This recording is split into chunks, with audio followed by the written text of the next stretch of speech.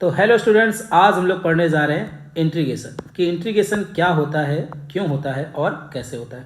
और फिजिक्स पढ़ने के लिए आपको इंटीग्रेशन के बारे में जानना बहुत ज़्यादा ज़रूरी है, क्योंकि बिना इंटीग्रेशन आपके लिए फिजिक्स बहुत ज़्यादा टफ हो जाएगी।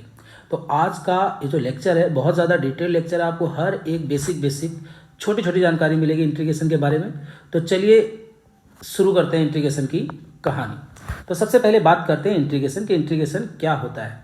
तो इंटीग्रेशन की डेफिनेशन क्या है? Integration is a method of adding और summing up the part to find the whole. इसका मतलब क्या है कि स्मॉल चीज़ों को ऐड करने के बाद अगर हमें पूरी चीज़ मिल रही है तो उसको हम लोग क्या बोलते हैं? इंटीग्रेशन। तो बेसिकली इंटीग्रेशन क्या है? नेग्लेजिबल चीज़ों को ऐड करना ही क्या कहलाता है? इंटीग्रेशन। अगर आप बड़ी चीज़ों को ऐड करते हो तो इसको हम लोग बोलते हैं समेशन, कि बड़ी चीज़ें ऐड कर रहे हो तो आप बोलोगे ये समेशन है। अगर आप नेग्लेक्टिवली स्मॉल चीज़ों को ऐड कर रहे हो तो इसको हम लोग बोलते हैं इंटीग्रेशन। और नेग्लेक्टिवली स्मॉल चीज़ों को ऐड करने के बाद ही आपको बहुत अच्छे रिजल्ट मिलते हैं। जैसे अगर मैं बोलूं कि आपको अगर एक बिल्डिंग बनानी है और 10 फ्लोर की बिल्डिंग बनानी है, तो क्या आप सिर्फ ईंट से बना सकते हो? नहीं बना सकते हो, क्योंकि ईंट जो होगा वो इतना बड़ी चीज़ है कि आप उसको ऐड करके बहुत बड़ी बिल्डिंग नहीं बना सकते। लेकिन अगर वहीं पर मैं लूँ कि मैं आपके सीमेंट भी दे रहा हूँ, आपको मोरम भी दे रहा हूँ, तो आप क्या कर सकते हो? वो स्मॉल पार्टिकल्स को ऐड करके आप बहुत बड़ी बिल्डिंग क्या कर सकते हो? खड़ी कर सकते हो। तो इसका मतलब नेग्लेजिबली स्मॉल चीज़ों को ऐड करने पर आपको बहुत ही अच्छे रिजल्ट मिलते हैं, बहुत अच्छी चीज़ें मिलती हैं। तो सिंपल सी चीज़ है, व्हाट इज इंटीग्रेशन? तो इंटीग्रेशन क्या है? स्मॉल नेग्लेजिबली स्मॉल चीज़ों को ऐड करना ही क्या कहलाता है? इंटीग्रेशन। तो सबसे पहले तो हमें यही समझना होगा कि नेग्लेजिबली चीज़ों को कैसे रिप्रेजेंट किया जाता है और बड़ी चीज़ों को कैसे रिप्रेजेंट किया जाता है। जैसे मान लेते हैं हमारे पास अगर एक लाइन है, ये मान लेते हैं एक्स एक्सिस है हमारा, ये वाई एक्सिस है और ये हमारे पास एक लाइन है। अब हमने इस लाइन पर 2 पॉइंट लिए, एक पॉइंट यहाँ पर लिया और एक पॉइंट यहाँ पर लिया। अब ये पॉइंट यहाँ से यहाँ तक जो डिस्टेंस है वो है x1 और यहाँ से यहाँ तक ओरिजिन से कितना है? x2। अगर हम आपसे पूछे ये कितना है तो आप ये बोल सकते हो कि ये आपका है x2 माइनस x1। सिंपल सी चीज़ है। और ये x2 माइनस x1 को आप क्या लिख सकते हो? Delta x। क्या लिख सकते हो? Delta x। तो डेल्टा जो रिप्रेजेंट कर रहा है, ये रिप्रेजेंट कर रहा है किसको? डिफरेंस को, 2 पॉइंट्स के बीच के डिफरेंस को या फिर चेंज को। तो डेल्टा रिप्रेजेंट करता है चेंज को। और कैसा चेंज? अब ये चेंज आपका लार्ज भी हो सकता है और स्मॉल भी हो सकता है। तो इसका मतलब है जहाँ पर डेल्टा लिखा होगा, डेल्टा एक्स होगा, वहाँ पर चीज़ें बड़ी भी हो सकती हैं और चीज़ें छोटी भी हो सकती हैं। मतलब स्मॉल डिफरेंस भी हो सकता है और लार्ज डिफरेंस भी हो सकता है। अब इसकी जगह अगर हम एक और लाइन लें, ठीक है, अगर हम एक और लाइन ले लेते हैं, अगर आपको दिखाएं, मान लेते हैं आपका ये एक्स एक्सिस है, ये आपका वाई एक्सिस है, ये हमारे पास लाइन है। अब हमने क्या किया, यहाँ पर 2 छोटे पॉइंट लिए, एक पॉइंट यहाँ पर लिया और यहाँ से यहाँ तक क्या है? x1 और इसके जस्ट बगल में हमने एक पॉइंट लिया और यहाँ से यहाँ तक आपका क्या है? x2। अब अगर इस डिफरेंस की बात करोगे तो डिफरेंस कितना होगा? x2 minus x1। लेकिन इसको हम लोग क्या लिखेंगे? dx। अब इसको dx क्यों लिखेंगे? अब अगर आप इसको हम लोग छोटा कर दें तो अब आप अगर देखोगे ये जो आपका डिफरेंस है बहुत ही ज़्यादा छोटा है, नेग्लेजिबली स्मॉल है। तो अगर नेग्लेजिबली स्मॉल है तो उसके आगे हम लोग क्या लगाएंगे? डी। अगर हमें नहीं पता है कि वो चीज़ लार्ज है या स्मॉल है तो वहाँ पर हम लोग क्या यूज़ करते हैं? डेल्टा। लेकिन अगर आपका नेग्लेजिबली स्मॉल चीज़ है तो उसके आगे हमेशा क्या लगेगा? D x. तो what is d x? D x क्या है? नेग्लेजिबली स्मॉल लेंथ, बहुत ही छोटा लेंथ। अगर हम इसी तरह बोलें डी टी क्या है तो हम बोल सकते हैं नेग्लेजिबली स्मॉल टाइम। अगर यहाँ पर डेल्टा एक्स लिखा होगा तो ये जो लेंथ है डेल्टा एक्स, ये लार्ज भी हो सकता है और स्मॉल भी हो सकता है।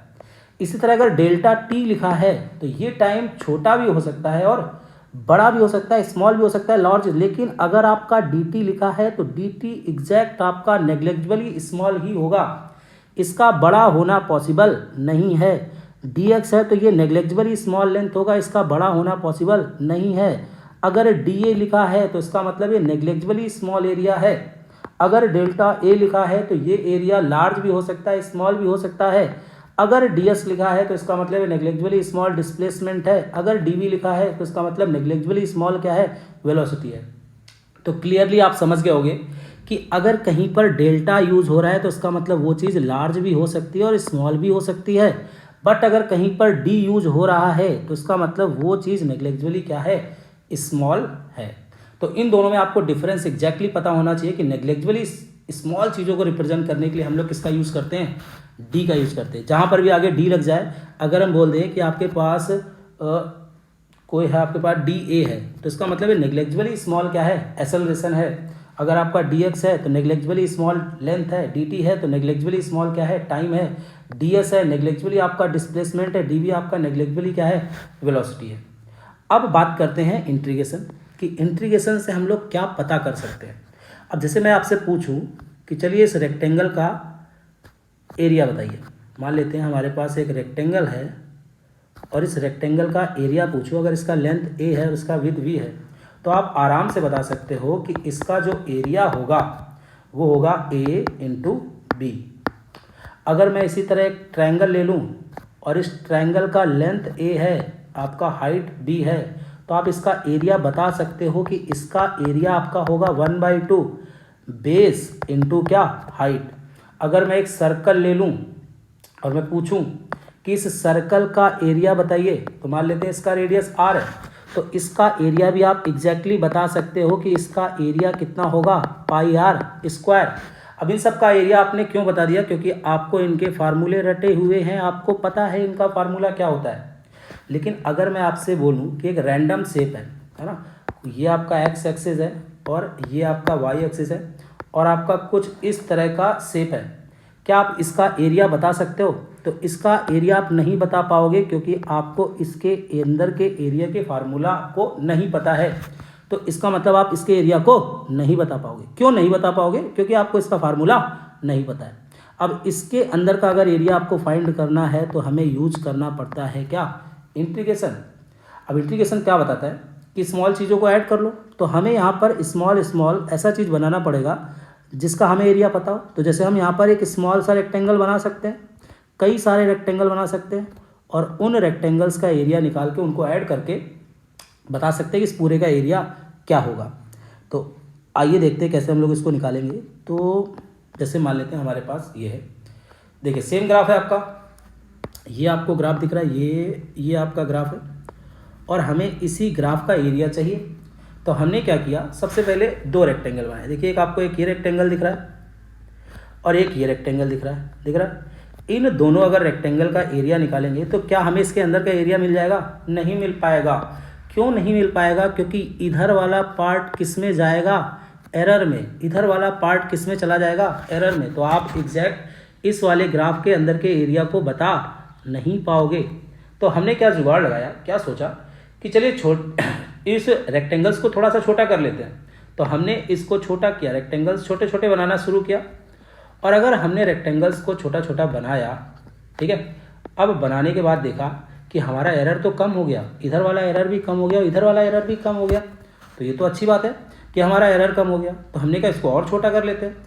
तो हमने इनको और छोटा करना शुरू किया। देखिए इन रेक्टेंगल्स को, अब हम देखो रेक्टेंगल्स का एरिया निकाल सकते हैं, इसका एरिया निकाल सकते हैं, इसका एरिया निकाल सकते हैं, इसका एरिया निकाल सकते हैं। इन सब का एरिया अगर निकाल के हम सबको ऐड कर लें तो लगभग हमें इसके अंदर का एरिया मिल जाएगा। लेकिन अभी भी एरर है बहुत ज़्यादा, लेकिन पहले के एरर से क्या हो गया है, कम। अगर इन रेक्टेंगल्स को और पतला कर लें और छोटा कर लें तो देखिए एरर क्या होती चली जाएगी, कम होती चली जा रही है। तो इसी तरह हमने क्या किया, रेक्टेंगल्स को छोटा करते चले गए, जिससे हमारा एरर जो है वो मिनिमाइज होता चला गया, कम होता चला गया। यहाँ पे देखिए और पतले पतले रेक्टेंगल लिए और इन सारे रेक्टेंगल्स के एरिया को निकाल के अगर हम ऐड करेंगे तो देखिए लगभग इसका एरिया हमें मिल जाएगा।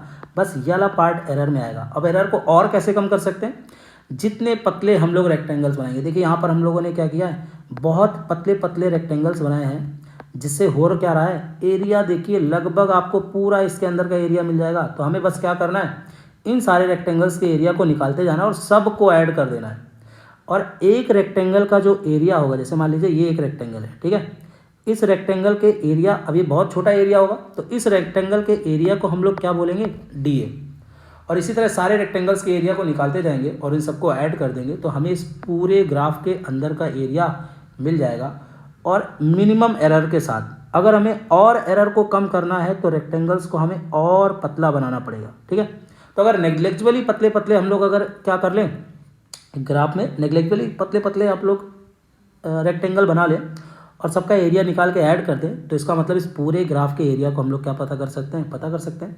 तो इसका मतलब नेग्लेक्जिबली स्मॉल चीज़ों को ऐड करने के बाद हमें क्या पता कर चल सकता है, इस पूरे पार्ट का एरिया क्या कर सकता है, पता चल सकता है। ठीक है, तो ये बात समझ में आई कि इंटीग्रेशन से क्या कर सकते हो। इंटीग्रेशन से आप क्या कर सकते हो कि किसी भी रैंडम शेप का एरिया आप एग्जैक्टली क्या कर सकते हो, पता कर सकते हो। सिंपल है, बस क्या करना है, वहाँ पर हमें बहुत ही छोटे छोटे आपको क्या करने पड़ेंगे, रेक्टेंगल बनाने पड़ेंगे और उनको ऐड कर लेना है। तो नेग्लेक्जिबली स्मॉल चीज़ों को ऐड करना ही क्या कहलाता है, इंटीग्रेशन।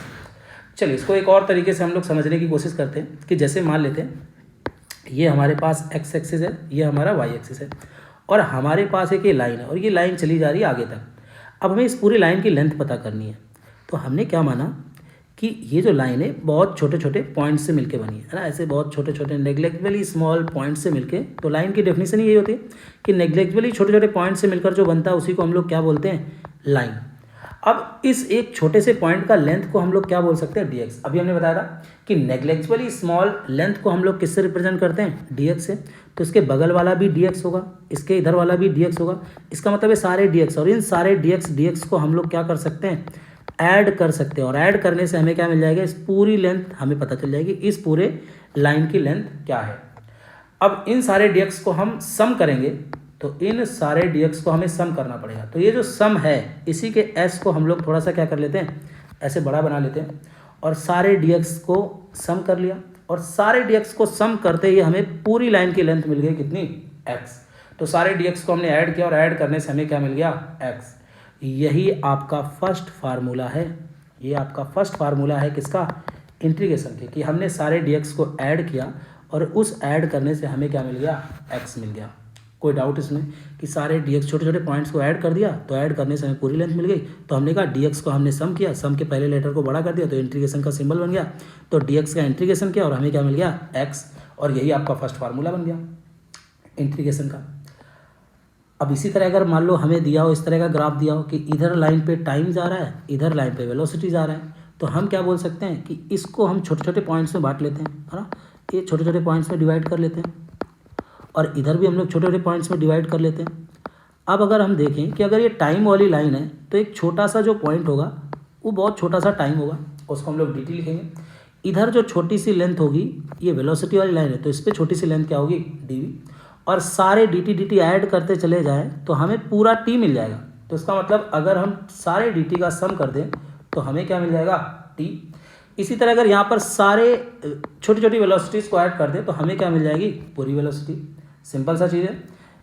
तो अगर आप dt को ऐड कर रहे हो तो आपको पूरा टाइम मिल रहा है, dv को ऐड कर रहे हो तो पूरा भी मिल रहा है। इसी तरह अगर छोटे छोटे डिस्प्लेसमेंट होंगे तो आपको पूरा डिस्प्लेसमेंट मिल जाएगा। अगर मान लो ऐसे छोटे छोटे एरिया है ना, मान लो एक एरिया ये है, फिर एक एरिया ये है, फिर एक एरिया ये है, अगर हम छोटे छोटे एरियाज़ को ऐड कर दें, इंटीग्रेट कर दें, तो हमें पूरा एरिया मिल जाएगा ए। तो बात समझ में आई कि ये फर्स्ट फार्मूला है कि अगर आप छोटी छोटी चीज़ों को ऐड करोगे तो आपको पूरी चीज़ मिल जाएगी, और यही आपका फर्स्ट फार्मूला है इंटीग्रेशन का। ठीक है, अब बात करते हैं सेकंड की, क्या चीज़ है। अब सेम एक्स एक्सिस, ये आपका वाई एक्सिस, और ये हमारे पास लाइन। अब क्या बोला कि हमारे पास एक ये पॉइंट है और यहाँ से यहाँ तक क्या है, x1, और एक ये पॉइंट है और यहाँ से यहाँ तक क्या है, x2। अब हमसे बोला कि आप ऐसा करो, इंटीग्रेशन की हेल्प से ये वाली लेंथ निकालो। अब आपको वैसे ही जनरली आपको पता चल रहा है कि ये लेंथ आपकी होगी x2 माइनस x1। ठीक है, देखने से ही पता चल रहा है कि ये जो गैप होगा वो होगा x2 माइनस x1। लेकिन हमें इसे कैलकुलेट करना है किससे, इंटीग्रेशन से। तो हम क्या करेंगे, कहेंगे कि ये जो लेंथ है बहुत छोटे छोटे पॉइंट से मिलके बना है। ये जो इनके बीच का गैप है ये आपका बहुत स्मॉल स्मॉल पॉइंट से क्या है, मिलके बना हुआ। अब एक स्मॉल पॉइंट का लेंथ कितना होगा, dx। एक स्मॉल पॉइंट का लेंथ कितना होगा, dx। इसका भी कितना होगा, dx। तो अब हमें dx को ऐड करना है, सम करना है, लेकिन अब हमारे पास लिमिट है कि हमें जो dx को ऐड करना है वो कहाँ से शुरू करना है, x1 से शुरू करना है और कहाँ तक लेके जाना है, x2 तक। इसका मतलब हमें ये नहीं है कि कहीं से कहीं तक भी ऐड करना है ना, हमें बस ये करना है कि हमें x1 से शुरू करना है और x2 तक ही रखना है। इसका मतलब हमें लिमिट पता है कि dx का सम तो करना है, लेकिन कहाँ से शुरू करना है, x1 से, और कहाँ पर ले आके ख़त्म करना है, x2 पर। तो dx, सारे dx को ऐड करेंगे तो हमें पता है कि पूरी लेंथ मिल जाती है x, लेकिन यहाँ पर हमारे पास लिमिट है कि हमें सिर्फ x1 से कहाँ तक चाहिए, x2 तक। ये बात समझ में आई। तो हमें यहाँ पर इंटीग्रेशन करना है, बट हमारे पास लिमिट है कि हमें x1 से शुरू करके कहाँ तक ले जाना है, x2 तक। तो dx का इंटीग्रेशन किया तो हमें क्या मिला, x कहाँ से कहाँ तक, x1 से x2 तक। अब इस x1 को हम लोग बोलते हैं लोअर लिमिट, लोअर लिमिट। तो जहाँ से हमने ऐड करना शुरू करना है उसको हम लोग लोअर लिमिट बोलेंगे, और इस x2 को क्या बोलेंगे, अपर लिमिट, अपर लिमिट। जहाँ तक खत्म करेंगे उसको हम लोग अपर लिमिट बोलेंगे। तो ये आपका हो गया लोअर लिमिट, ये हो गया अपर लिमिट। तो dx का सम किया, हमें लिमिट पता था कि x1 से x2 तक ऐड करना है, तो हमने x1 से x2 तक ऐड किया। अब एक बार क्या करना होता है, इस अपर लिमिट की वैल्यू इस x में रखनी होती है, तो ये आपका x2, फिर माइनस लगाना होता है और लोअर लिमिट को वैल्यू रखते हैं, तो ये आपका क्या है, x1। तो इसका मतलब dx का जब x1 से लेकर x2 तक इंटीग्रेशन किया तो हमें क्या मिला, x2 माइनस x1। तो इस वाली कहानी में और इस वाली कहानी में क्या डिफरेंस है ना, इस वाली कहानी और उस वाली कहानी में क्या डिफरेंस है। अब इस वाली कहानी में हमें नहीं पता है कि कहाँ से कहाँ तक इंटीग्रेशन हो रहा है, लिमिट हमें नहीं पता है, नहीं पता हमें कहाँ से कहाँ तक ऐड करना है, तो हम इसको बोलेंगे इनडेफिनिट इंटीग्रेशन, इनडेफिनिट इंटीग्रेशन। ठीक है, कि हमें नहीं पता कि कहाँ से कहाँ तक ऐड करना है, और इस कहानी में हमें पता है कि कहाँ से कहाँ तक इंटीग्रेट करना है, तो ये डिफाइन है, तो इसीलिए इसको हम लोग क्या बोलेंगे, इनडेफिनिट इंटीग्रेशन। ठीक है, तो जहाँ पर आपको डिफाइन ना हो, पता ना हो कि कहाँ से कहाँ तक ऐड करना, उस इंटीग्रेशन को हम लोग बोलेंगे इनडेफिनिट इंटीग्रेशन। और जहाँ पर आपको साफ साफ बता दे कि आपको सिर्फ यहाँ से यहाँ तक ऐड करना है, तो वो कहानी चली जाएगी किसमें, डेफिनेट इंटीग्रेशन। तो दो टाइप के इंटीग्रेशन, एक इनडेफिनिट इंटीग्रेशन और एक आपका डेफिनेट इंटीग्रेशन। तो बात समझ में आ गई होगी डेफिनेट और इनडेफिनिट में क्या डिफरेंस है। तो डेफिनेट में आपके पास लिमिट नहीं पता होगी, हमें नहीं पता होगा कहाँ से कहाँ तक ऐड करना है, और डेफिनेट में आपको पता होगा कि कहाँ से कहाँ तक ऐड करना है, साफ साफ बताया गया होगा। ठीक है, अब उसके बाद बात करते हैं और थोड़ी सी आगे बात कर लेते हैं। जैसे मान लीजिए, तो सेकेंड फार्मूला पढ़ते हैं। फर्स्ट फार्मूला आपका क्या हो गया, फर्स्ट फार्मूला जो हो गया वो हो गया dx का हमें इंटीग्रेशन किया तो हमें क्या मिला, x। और अगर इसी dx का x1 से x2 तक इंटीग्रेशन किया तो आया x, लेकिन कहाँ से कहाँ तक, x1 से x2 तक। तो ये आया अपर लिमिट की वैल्यू रखी x2 माइनस लोअर लिमिट की वैल्यू रखी क्या, x1। तो ये हमारे फर्स्ट फार्मूले हो गए। और ऊपर वाला क्या है, इनडेफिनिट, नीचे वाला क्या है, डेफिनिट। अब एक चीज़ और आपको याद रखनी पड़ेगी थोड़ी सी, कि अगर इनडेफिनिट इंटीग्रेशन है तो साथ में आपको एक कांस्टेंट लाना पड़ेगा। तो आपको बस क्या करना है, जो भी आंसर है उसमें लास्ट में क्या ऐड कर देना है, कांस्टेंट। अब ये कांस्टेंट क्यों आता है ये हम लोग बाद में देखेंगे, ऐसा क्यों होता है। ठीक है, अब डेफिनेट में ऐसा कुछ नहीं करना है, क्योंकि आपको डिफाइन है कि कहाँ से कहाँ तक आपको ऐड करना है। चलिए अब सेकेंड फार्मूला की बात करते हैं।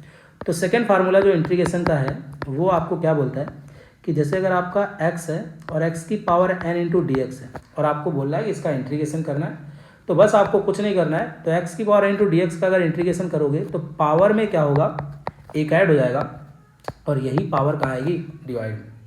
तो अगर आपका इस तरह का इक्वेशन है x की power n into d x है, तो आपके पास क्या आएगा, x to the power n plus one upon n plus one. और इसी में अगर आपको लिमिट दे दे कि x की power n into d x है, और आपसे बोल दे कि लिमिट है x1 से कहाँ तक, x2 तक, तो बस आपको सेम फार्मूला लगाना है कि पावर में वन ऐड होगा और ये पावर कहाँ आएगी, डिवाइड में। बस आपको लिमिट और अप्लाई करनी होगी x1 से x2। तो एक बार क्या करोगे, लोअर लिमिट की वैल्यू रखोगे तो x2 की पावर n प्लस वन और अपॉन में n प्लस वन, माइनस एक बार लोअर लिमिट रखोगे तो आएगा x1 की पावर n प्लस वन और अपॉन में क्या, n प्लस वन। तो ये आपका इनडेफिनिट हो गया, ये आपका डेफिनिट हो गया। यहाँ पर आपको बस एक कांस्टेंट और ऐड कर देना है। ठीक है, तो ये फार्मूला आप समझ गए होंगे कि अगर आपका इस तरह से फंक्शन है x to the power n into d x, तो x to the power n plus one upon n plus one क्या आएगा, कांस्टेंट। और अगर आपका लिमिट दिया तो आप अपना लिमिट अप्लाई कर दो, upper limit minus lower limit. एक बार अपर लिमिट की वैल्यू रखो तो x2 माइनस लगाओगे, लोअर लिमिट की वैल्यू रखोगे तो आपका क्या, x1। चलिए इसी में थोड़े से एग्जाम्पल देखते हैं। जैसे मान ले बोल दे x to the power one into क्या है, डी एक्स है। अब अगर हमें इसका इंटीग्रेशन करना होगा तो ये क्या आएगा, x to the power one है तो पावर में वन ऐड हो जाएगा, और यही पावर कहाँ आएगी, डिवाइड में। तो क्या आएगा, x स्क्वायर बाई टू। अगर हमसे बोल दे x square into d x करो तो क्या आएगा, x to the power two plus one upon में टू प्लस वन कितना आएगा, x to the power three upon three. अगर हमसे बोले x to the power five into d x है तो क्या आएगा, x to the power five plus one upon में फाइव प्लस वन, मतलब x to the power 6 upon 6।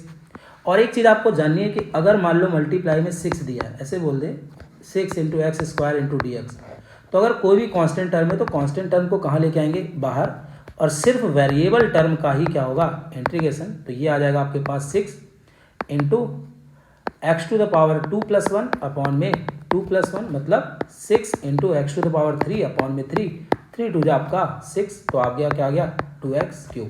तो जो भी कांस्टेंट टर्म होगा, कांस्टेंट टर्म का इंटीग्रेशन नहीं होता है तो उसको हम लोग कहाँ रखते हैं, बाहर, और बाकी सबका क्या कर लेते हैं, इंटीग्रेशन। और एक चीज़ आपको ध्यान देनी है कि दोनों टर्म सेम होने चाहिए। अब देखो एक तो ये इनडेफिनिट है, तो इनडेफिनिट में सब में आपको बस क्या ऐड कर देना है, ऐसे कांस्टेंट उठा के रख देना, ठीक है। अब एक चीज़ और ध्यान देनी है आपको कि अगर आपके पास ये अगर लेंथ है तो ये भी लेंथ होना चाहिए। ये नेग्लिजिबली स्मॉल लेंथ है, ये पूरी लेंथ है, तो इसका मतलब इंटीग्रेशन में दोनों फंक्शन, ये जो दोनों वैल्यूज़ हैं, ये दोनों चीज़ें क्या होनी चाहिए, सेम ही होनी चाहिए, सेम क्वांटिटी, क्योंकि हम यहाँ पर सम कर रहे हैं, ऐड कर रहे हैं, तो ऐड करने पर सेम चीज़ों का ही एडिशन होता है ना, अलग अलग चीज़ों का एडिशन नहीं होता है। तो इसका मतलब दोनों चीज़ें क्या होनी चाहिए, सेम। जैसे मान लो हम बोल दें कि आपके पास एक इंटीग्रेशन है v इंटू डी वी, तो डी वी क्या है, small velocity, negligibly small velocity, और v क्या है, वेलोसिटी, इसका मतलब दोनों सेम है। तो हम बोल सकते हैं कि इसका इंटीग्रेशन जब होगा तो क्या आएगा, v की पावर 2 अपॉन 2, क्योंकि इसकी पावर 1 था, 1 में 1 ऐड हो गया तो 2 आया, अपॉन में क्या आया 2।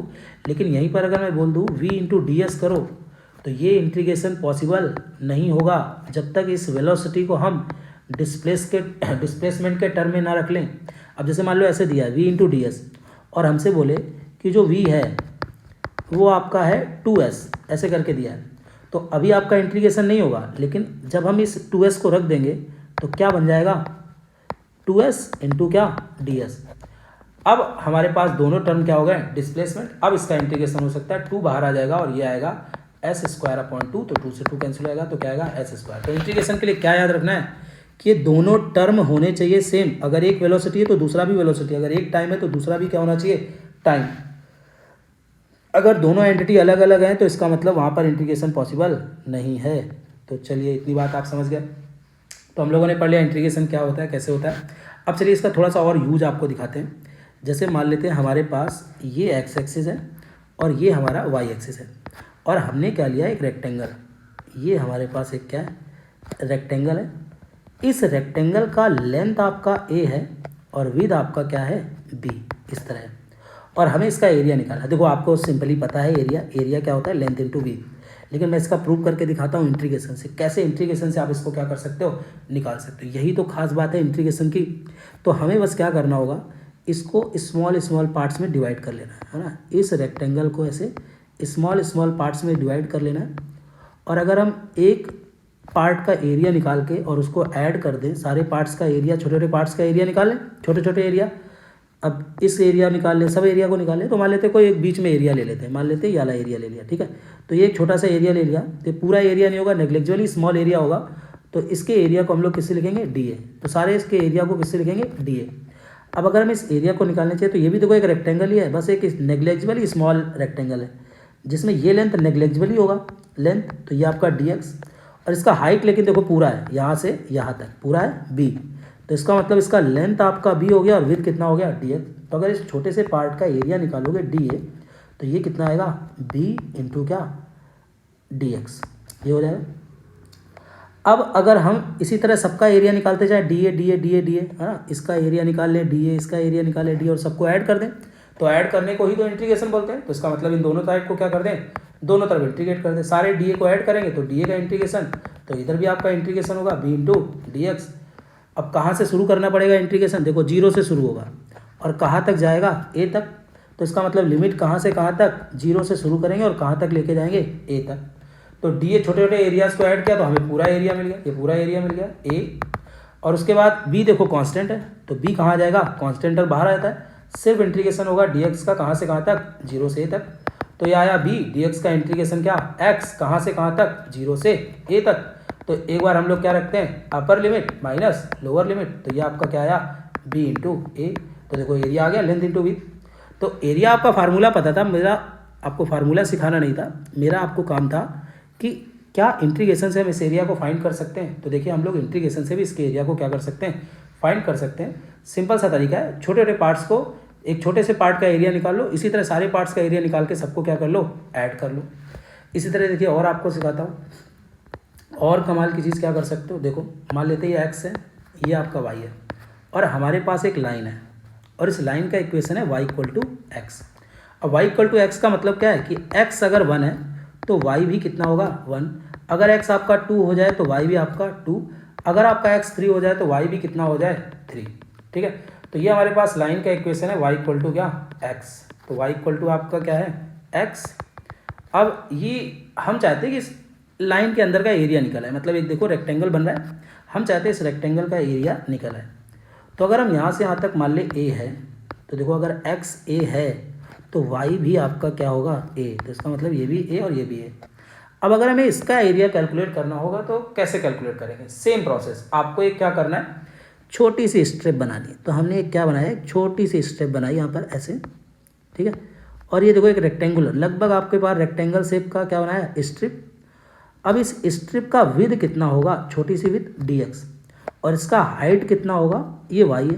अब y तो छोटा नहीं है ना, यहाँ पर y तो पूरा है, तो ये आपका y, लेकिन y आपका इक्वल्स किसके, x के, ये बाद में समझेंगे। ठीक है, तो ये हमने एक स्ट्रिप बनाई, इस स्ट्रिप का विड्थ हो गया dx और हाइट कितनी हो गई y।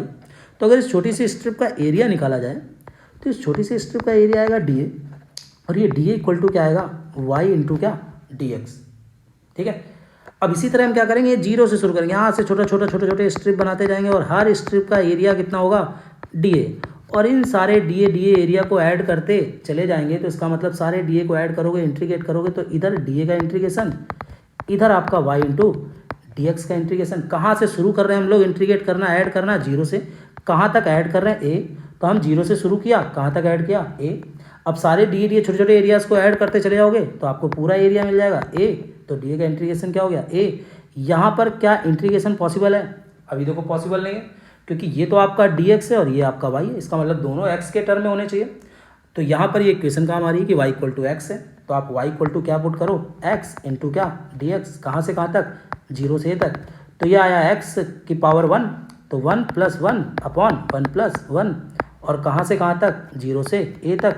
तो हम लिख सकते हैं इसको क्या, एक बार एक्स स्क्वायर बाई 2, और कहाँ से कहाँ तक, जीरो से तक। एक बार अपर लिमिट लगाइए, एक बार लोअर लिमिट। तो एक बार हमने अपर लिमिट लगाया तो आया a स्क्वायर बाई 2, एक्स की जगह a रखा, माइनस लोअर लिमिट लगाया तो एक्स की जगह जीरो रखा, तो 0/2। तो आपका एरिया कितना आया 1/2 इंटू क्या a स्क्वायर। ये वाला पार्ट तो खत्म ना। अब इसको हम लोग क्या लिख सकते हैं, 1/2 a इंटू a, ऐसे लिख सकते हैं।